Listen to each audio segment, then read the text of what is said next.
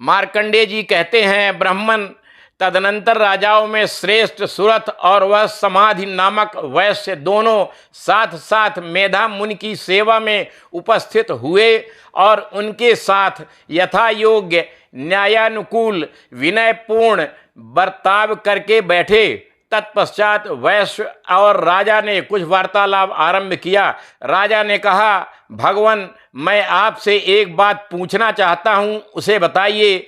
मेरा चित्त अपने अधीन न होने के कारण वह बात मेरे मन को बहुत दुख देती है। जो राज्य मेरे हाथ से चला गया है उसमें और उसके संपूर्ण अंगों में मेरी ममता बनी हुई है। मुनिश्रेष्ठ, यह जानते हुए भी कि वह अब मेरा नहीं है, अज्ञानी की भांति मुझे उसके लिए दुख होता है।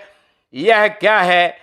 इधर यह वैश्य भी घर से अपमानित होकर आया है। इसके पुत्र, स्त्री और भृत्यों ने इसे छोड़ दिया है। स्वजनों ने भी इसका परित्याग कर दिया है, तो भी यह उनके प्रति अत्यंत हार्दिक स्नेह रखता है। इस प्रकार यह तथा मैं दोनों ही बहुत दुखी हैं। जिसमें प्रत्यक्ष दोष देखा गया है उस विषय के लिए भी हमारे मन में ममता जनित आकर्षण पैदा हो रहा है। महाभाग, हम दोनों समझदार हैं, तो भी हम में जो मोह पैदा हुआ है वह क्या है? विवेक शून्य पुरुष की भांति मुझ में और इसमें भी यह मूढ़ता प्रत्यक्ष दिखाई देती है। ऋषि बोले, महाभाग, विषय मार्ग का ज्ञान सब जीवों को है। इसी प्रकार विषय भी सबके लिए अलग अलग हैं। कुछ प्राणी दिन में नहीं देखते और दूसरे रात में ही नहीं देखते, तथा कुछ जीव ऐसे हैं जो दिन और रात्रि में भी बराबर ही देखते हैं। यह ठीक है कि मनुष्य समझदार होते हैं, किंतु केवल वे ही ऐसे नहीं होते।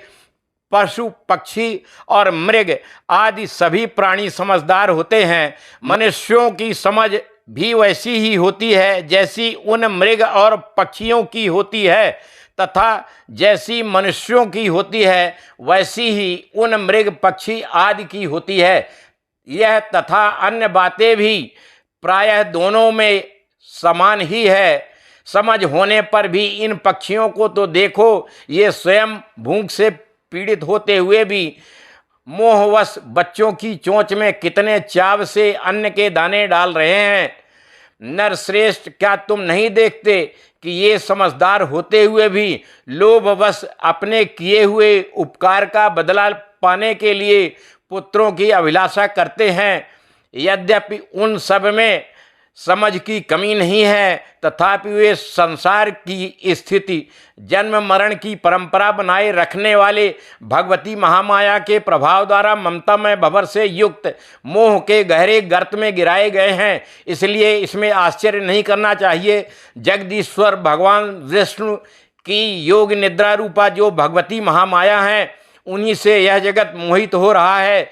वे भगवती महामाया देवी ज्ञानियों के भी चित्त को बलपूर्वक खींचकर मोह में डाल देती हैं। वे ही इस संपूर्ण चराचर जगत की सृष्टि करती हैं, तथा वे ही प्रसन्न होने पर मनुष्यों को मुक्ति के लिए वरदान देती हैं। वे ही पराविद्या, संसार बंधन और मोक्ष की हेतुभूता सनातनी देवी तथा संपूर्ण ईश्वरों की भी अधीश्वरी हैं।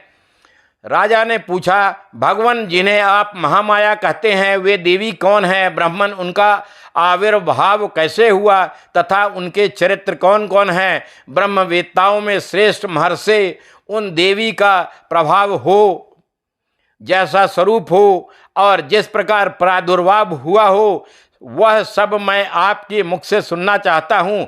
ऋषि बोले, राजन, वास्तव में तो वे देवी नित्य स्वरूपा ही हैं। संपूर्ण जगत उन्हीं का रूप है तथा उन्होंने समस्त विश्व को व्याप्त कर रखा है।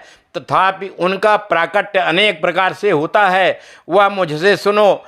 यद्यपि वे नित्य और अजन्मा हैं, तथापि जब देवताओं का कार्य सिद्ध करने के लिए प्रकट होती हैं, उस समय लोक में उत्पन्न हुई कहलाती हैं। कल्प के अंत में जब संपूर्ण जगत एकार्णव में निमग्न हो रहा था और प्रभु भगवान विष्णु शेषनाग की शैया बिछाकर योग निद्रा का आश्रय ले सो रहे थे, उस समय उनके कानों के मैल से दो भयंकर असुर उत्पन्न हुए, जो मधु और कैटभ के नाम से विख्यात थे। वे दोनों ब्रह्मा जी का वध करने को तैयार हो गए। भगवान विष्णु के नाभि कमल में विराजमान प्रजापति ब्रह्मा जी ने जब उन दोनों भयानक असुरों को अपने पास आया और भगवान को सोया हुआ देखा, तब एकाग्र चित्त होकर उन्होंने भगवान विष्णु को जगाने के लिए उनके नेत्रों में निवास करने वाली योग निद्रा का स्तवन आरंभ किया, जो इस विश्व की अधीश्वरी, जगत को धारण करने वाली, संसार का पालन और संहार करने वाली तथा तेजस स्वरूप भगवान विष्णु की अनुपम शक्ति हैं। उन्हीं भगवती निद्रा देवी की भगवान ब्रह्मा स्तुति करने लगे।